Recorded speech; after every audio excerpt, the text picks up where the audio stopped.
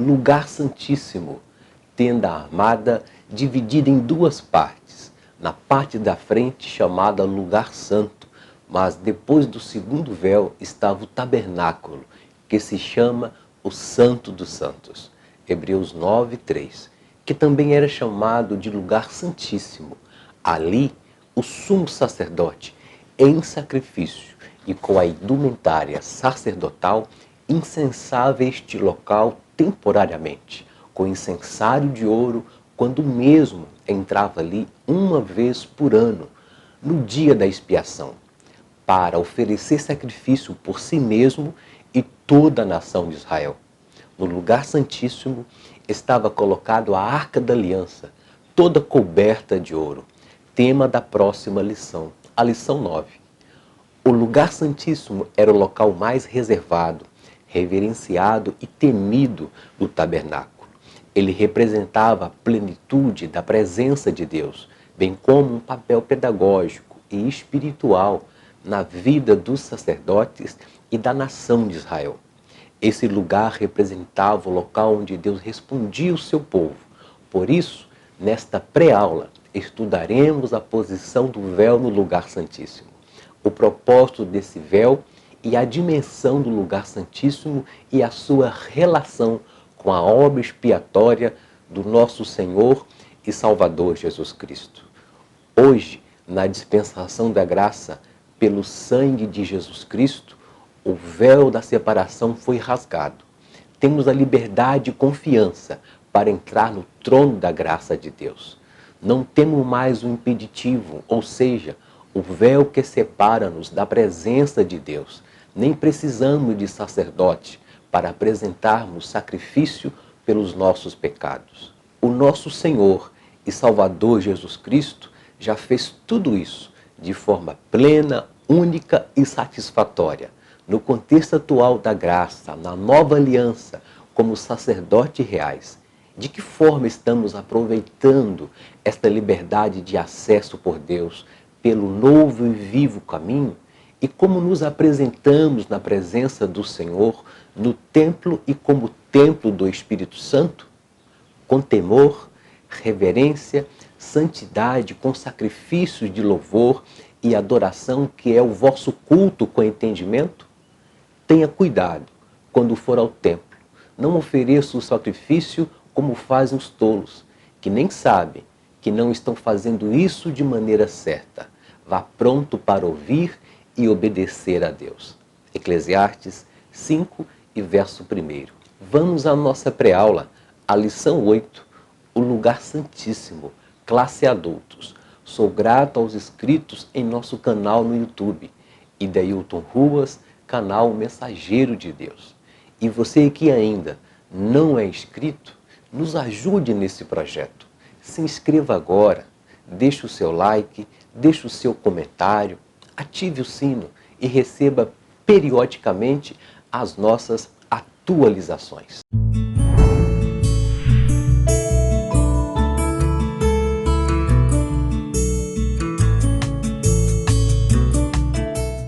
Olá, graça e paz no Senhor e Salvador Jesus Cristo. Bem-vindo à pré-aula da lição 8, o lugar santíssimo, classe adultos, do segundo trimestre de 2019, da Escola Bíblica Dominical pela CPAD.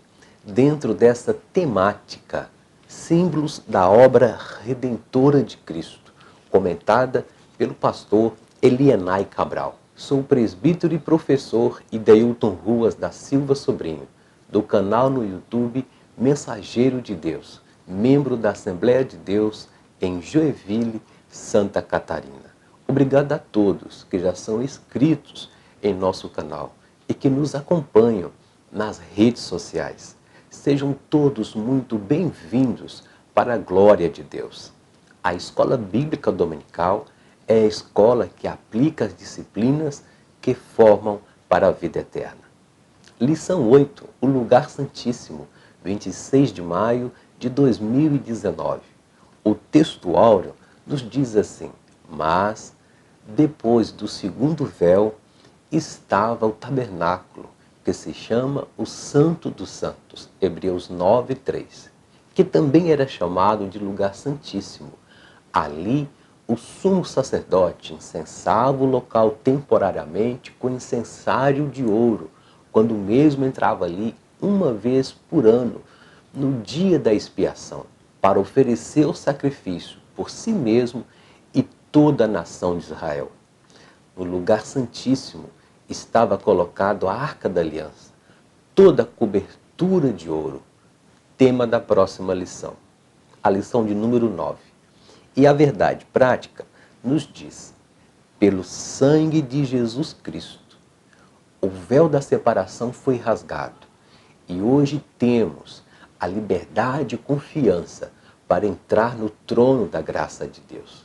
Que continuamos aproveitando essa liberdade de acesso a Deus nesse contexto atual, como sacerdotes reais, da nova aliança com temor e santidade, sem confundir a liberdade da graça de Deus com a libertinagem deste mundo.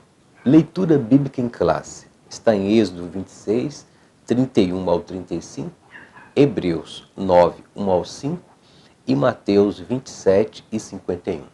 Em Êxodo 26 e 31 nos diz: depois farás um véu de pano azul e púrpura e carmesim, e linho fino torcido, com querubins, obra-prima se fará. E porás sobre 4 colunas de madeira de cetim cobertas de ouro, sobre 4 bases de prata, seus corchetes serão de ouro. Verso 33. Pendurarás o véu debaixo dos colchetes e meterás a arca do testemunho ali dentro do véu. E este véu vos fará separação entre o santuário e o lugar santíssimo.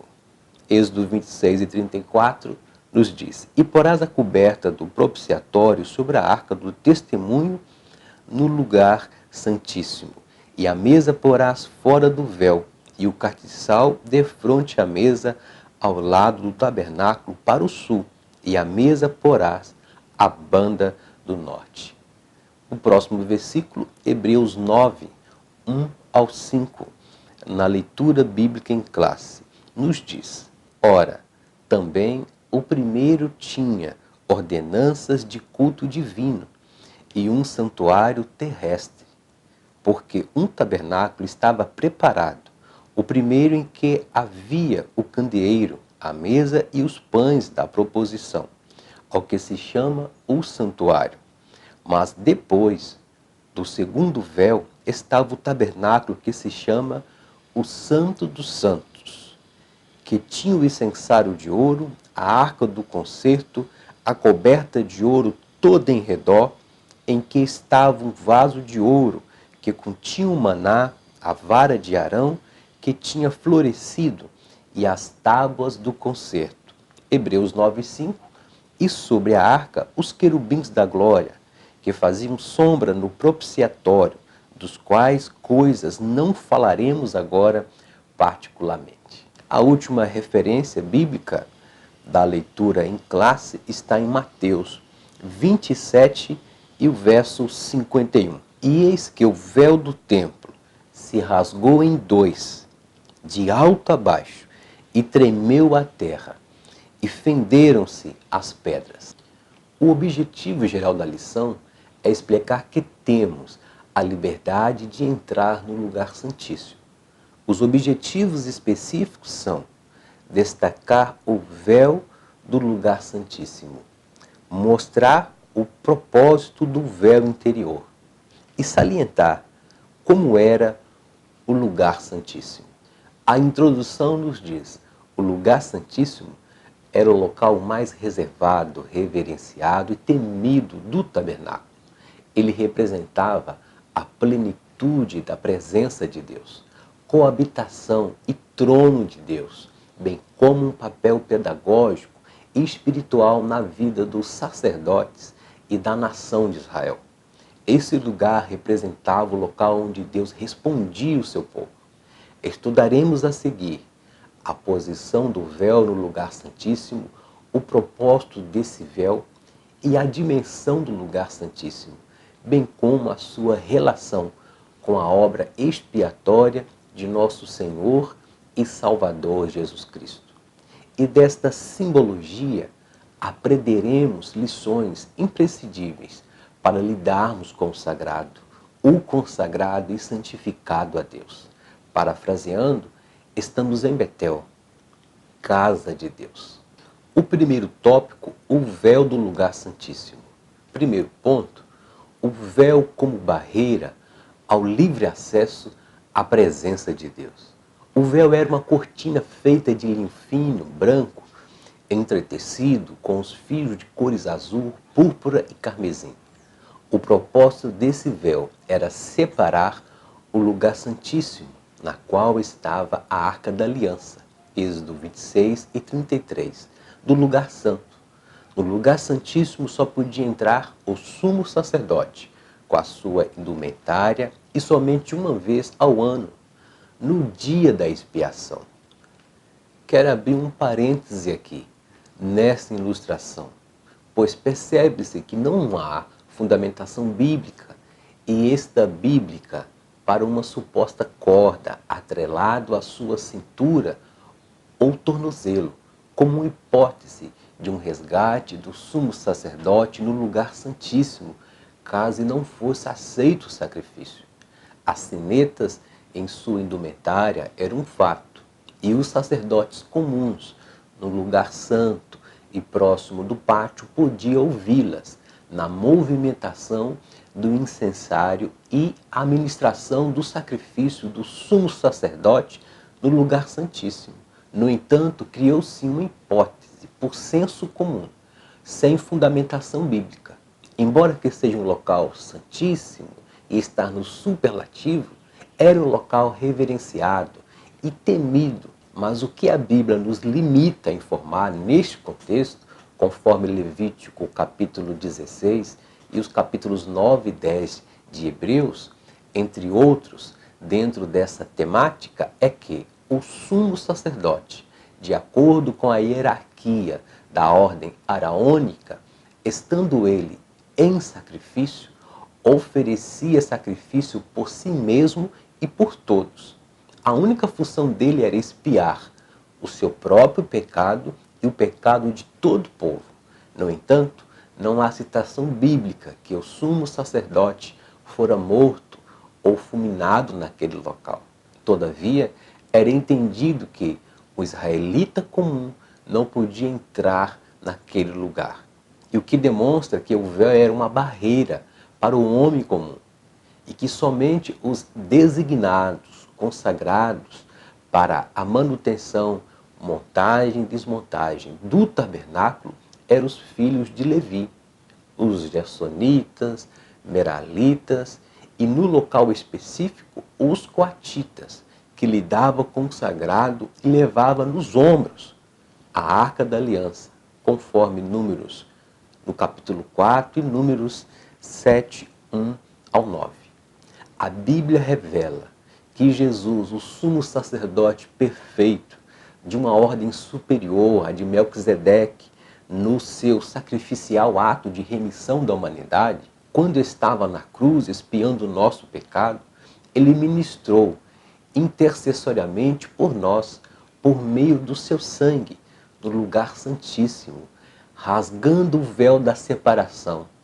A ministração de Cristo foi em favor de todo mundo, e não apenas por uma parcela especial da etnia da humanidade, como era na antiga aliança, conforme Hebreus 9, 11 a 14, e a referência marcante na Bíblia, no Novo Testamento, de João 13, 16. Onde Deus amou o mundo de uma tal maneira que deu seu Filho unigênito para todo aquele que nele crer não pereça, mas tenha vida eterna.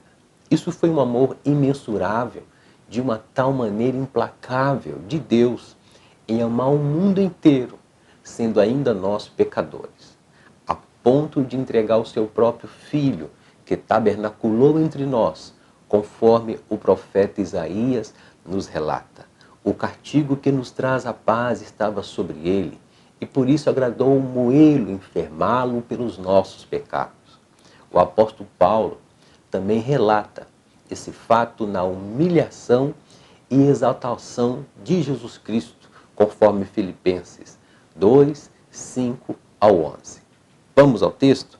De sorte que haja em vós o mesmo sentimento que houve em Cristo Jesus, que sendo em forma de Deus, não teve por usurpação ser igual a Deus, mas aniquilou a si mesmo, tomando a forma de servo e fazendo-se semelhante aos homens, e achando na forma de homem, humilhou-se a si mesmo, sendo obediente até a morte e morte de cruz.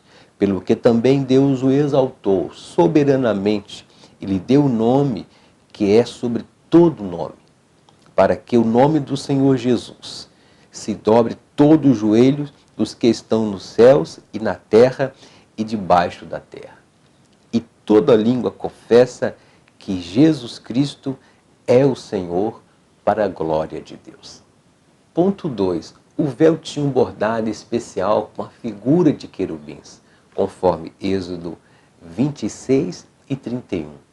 Deus ordenara que se bordasse o véu à mão, as figuras de querubins.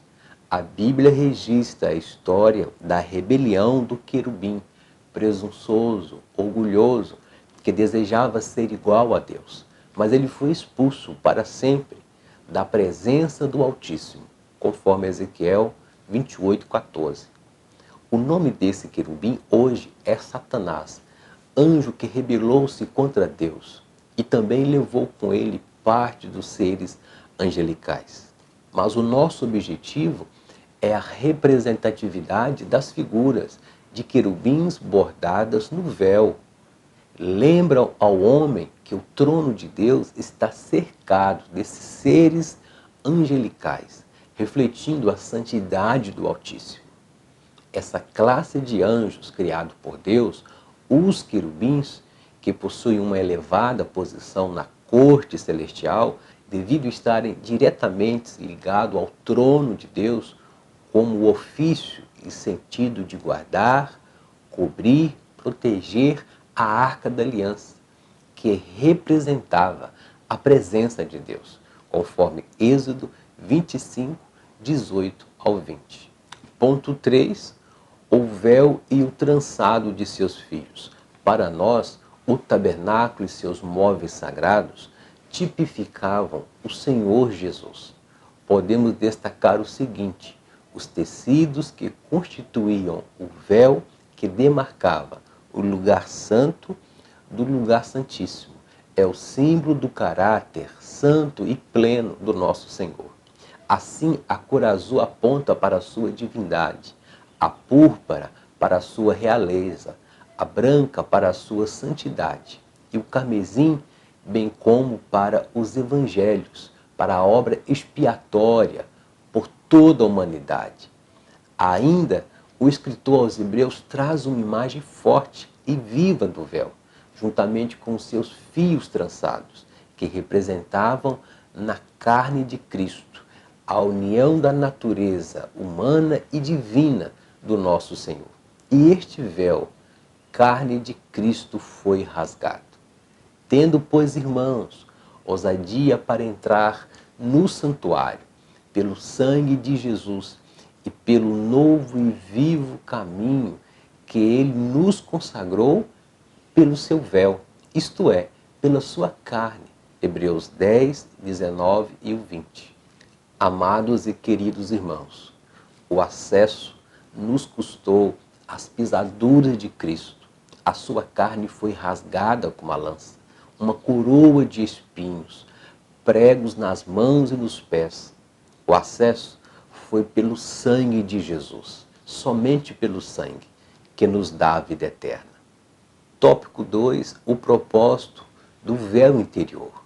O primeiro ponto: o véu era um símbolo da presença de Deus no lugar santíssimo.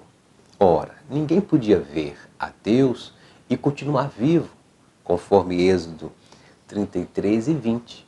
Mas os homens podiam ver o véu que indicava a presença divina no outro lado. Em Hebreus, o véu tipifica a carne de Cristo, que encobria a presença divina em seu corpo, conforme as referências bíblicas de 1 Timóteo 6 e 16, João 1 e 18 e Colossenses 1, 15 e 16. No ponto 2 do segundo tópico, o véu, um impeditivo, ou seja, o pecado, o profano, o impuro, o fogo estranho ao acesso à presença de Deus, conforme Levítico 16 e 2 e Hebreus 9 e 8. A separação que o véu interior fazia dos dois lugares, o lugar santo e o santíssimo, demarcava também os lugares de atuação dos sacerdotes. No lugar santo era permitido a entrada dos sacerdotes comuns. No lugar santíssimo, somente o sumo sacerdote. Percebe-se a hierarquia ministerial, devido à experiência, à entrega de quem foi consagrado, capacitado, chamado por Deus e se doou, pagou um preço em sacrifício, disciplina, unção, renúncia no ofício de sacerdote e nas atividades eclesiásticas. A quem é mais dado, mais é cobrado.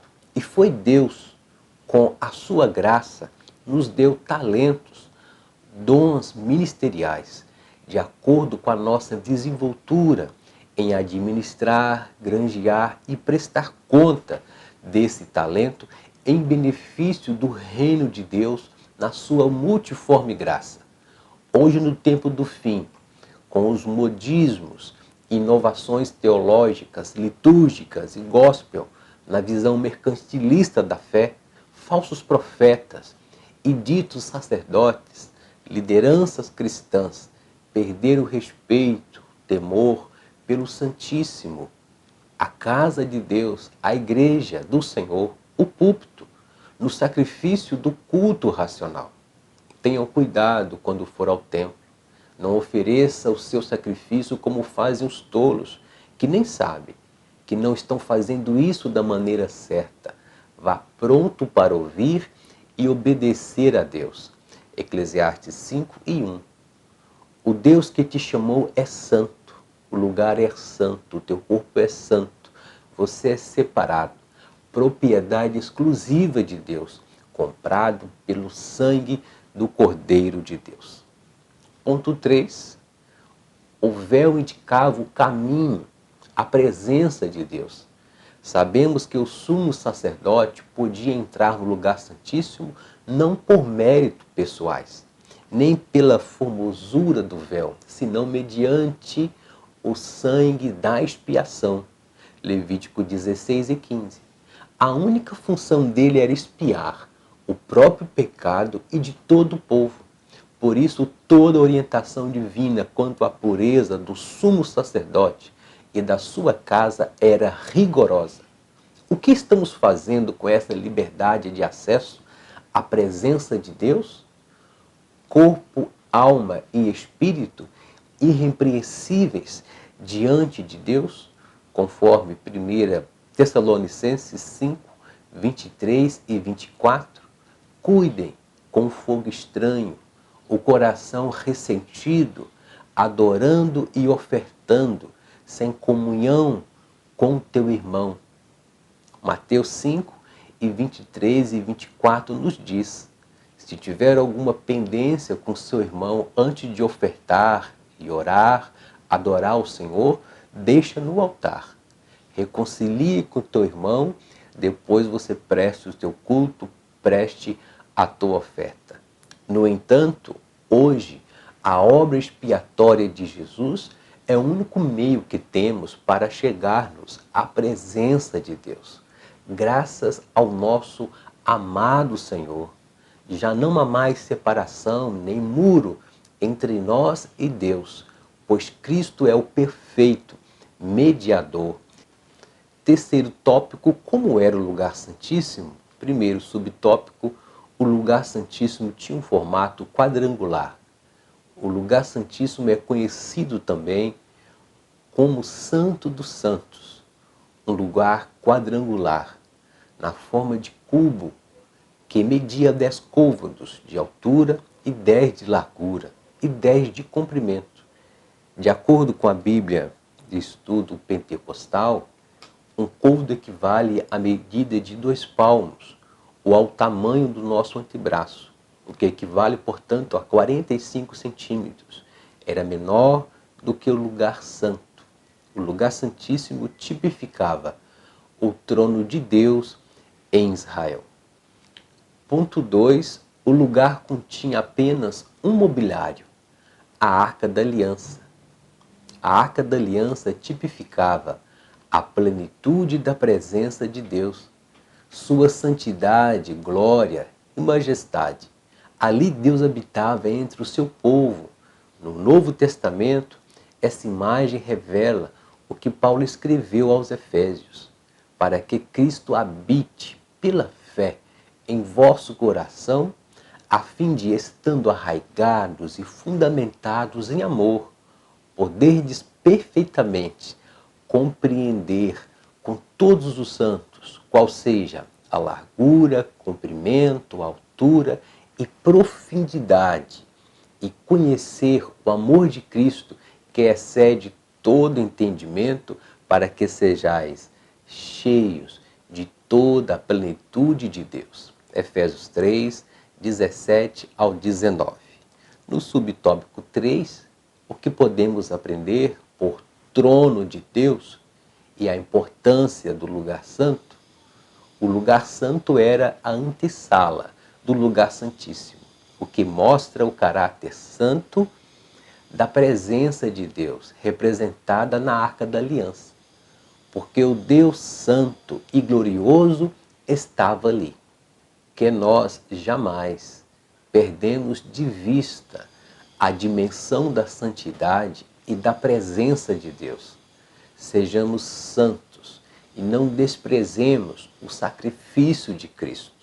Hebreus 10, 26 e 27. Cuidado!